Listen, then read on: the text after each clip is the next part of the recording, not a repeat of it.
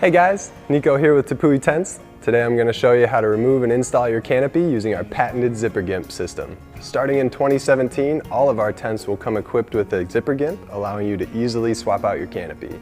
In addition to our traditional canvas canopy, we offer other options such as our mesh canopy and our ultralight canopy. To remove the canopy, take off the rainfly and rods, unzip the canopy on both sides of the base, and pull the fabric off the frame. To install a new canopy, take it out of the box and remove the ZipperGimp. If your tent already has a ZipperGimp installed on the base, keep this one as an extra.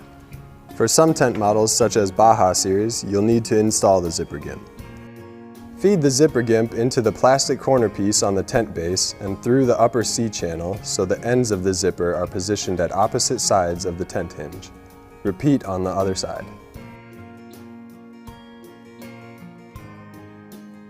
Drape the canopy evenly over the tent frame, positioning one of the tent doors above the ladder.